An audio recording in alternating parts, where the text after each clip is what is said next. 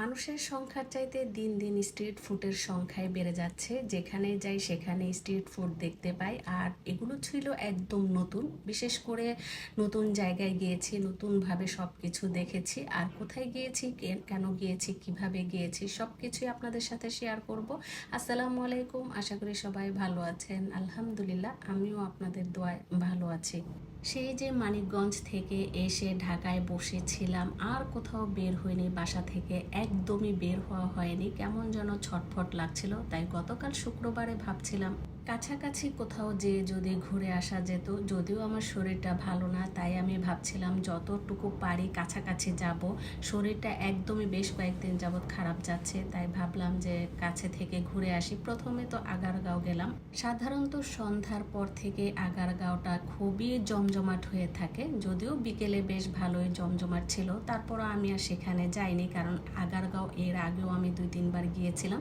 তাই ভাবলাম যে অন্য কোথাও যাওয়া যায় কিনা। এরকম করতে করতে দুজনে মিলে ডিসিশন নিতে পারছিলাম না। তারপর আমি বলে ফেললাম যে উত্তরা দিয়াবাড়িতে চলো যাই। তাই উত্তরা দিয়াবাড়ির দিকে আমরা রওনা দিচ্ছিলাম। 10 নাম্বার সবসময় জ্যামে পড়ি, গতকালকে জ্যামে পড়ি নেই, এটা একটা ভালো প্লাস পয়েন্ট ছিল। তারপর আমরা এলপিজি নিলাম, এলপিজি নিয়ে তারপর আমরা যেখানে গেলাম, এই যে উত্তরা দিয়াবাড়ি, এই জায়গাটা আমি আগে কখনো যাইনি।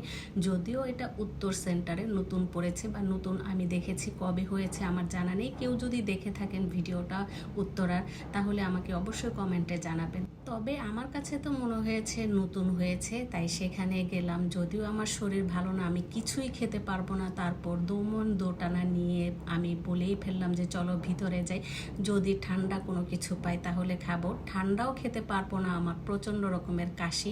আর অনেক দিন যাবৎ যেহেতু আমার পেটের সমস্যা, তাই আমি কিছুই খেতে চাচ্ছিলাম না। সে কারণে আমি কিন্তু ভিতরে ঢুকতেও চাইনি। কি আর করা, স্বামী বলল যে চলো, আসছি যখন দেখে যাই, কিছু হালকা পাতলা খেয়ে যাই। তারপর আমি বসে পড়লাম, কিন্তু আমি কিছুই খাবো না। বললাম যে তুমি কিছু খাও, তো সেও কিছু খাবে না। আমি না খেলে সে একা একা খাবে, এটা বলছিল। তো কি আর করা, এখানে বসেছিলাম। তারপর একটু চারদিকটা দেখছিলাম, এত সুন্দর লেগেছিল। আমি আবার যাব সেখানে, যে আমি বেশ কয়েকটা খাবার দেখে আসছিলাম, সেগুলো যেয়ে খেয়ে আসবো। আর তারপর আমরা নিচে যেহেতু দেখেছি, আমার উপরে দেখার খুব ইচ্ছে ছিল। তারপর বললাম যে চলো একটু উপরে যাই, উপরে যেয়ে দেখে আসি সেখানে কি কি আছে। যদিও এটা আমার কাছে মনে হয়েছে নতুন, কারণ অনেকগুলো স্টল দেখেছিলাম খালি আছে।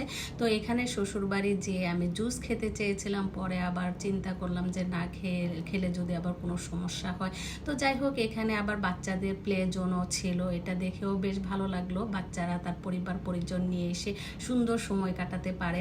তো এখানে আমি উপরে দাঁড়িয়ে বেশ কয়েকটি ছবিও তুলেছিলাম। এই স্ট্রিট ফুডের ভিতরে বাহিরে সব জায়গায় ছবি তোলার জন্য বেশ সুন্দর জায়গা ছিল। আর এই ছিল আমার ছোট্ট একটি ব্লগ। নেক্সট ব্লগ দেখার আমন্ত্রণ জানিয়ে শেষ করছি। শেয়ার করে পাশে থাকার অনুরোধ রইল।